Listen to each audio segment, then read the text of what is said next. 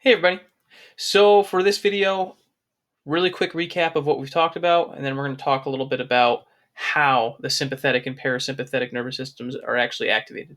So with that said, we discussed this is the peripheral nervous system we're talking about, not central nervous system. In the peripheral nervous system, we can have somatic, what we control voluntarily, and the autonomic nervous systems, what's involuntary, what you don't need to think about.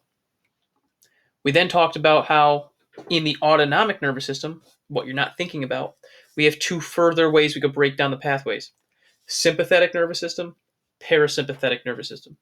Sympathetic nervous system is your fight or flight, what amps you up.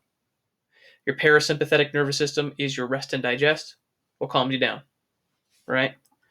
That said, we need to talk about the neurotransmitters that are used in order to actually activate those sympathetic and parasympathetic pathways. We're going to begin with the sympathetic nervous system first. So this is fight or flight.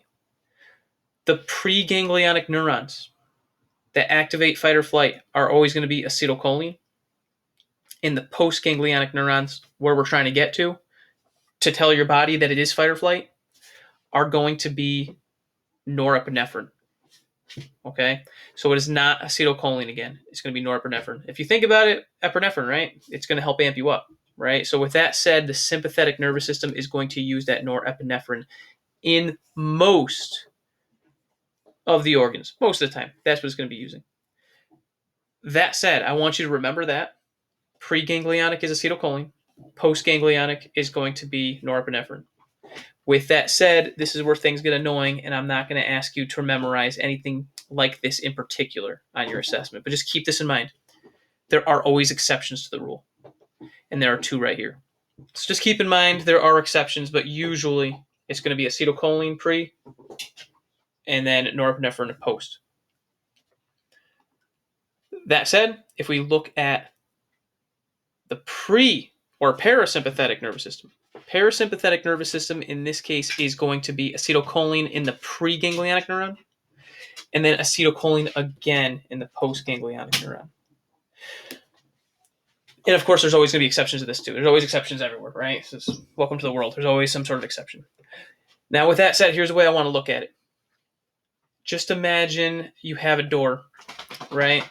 And you have two keys to the door or a room, right? The room has two doors, right? So I'm walking into this room and there's a door on my left and there's a door on my right. If I have the first key, which I just knocked that down. If I have my first key, right, the door on my left, maybe it will be norepinephrine. And this key will open up the door and behind it is a gym where everyone's working out, right? Awesome. Okay. If I use the second key, the door on my right, this will bring me to a room where everyone's sleeping, right? So this is kind of like a silly metaphor or a silly little analogy, but the idea is each organ has the ability to unlock the sympathetic nervous system, the fight or flight, as well as the parasympathetic nervous system, the rest and digest. Okay?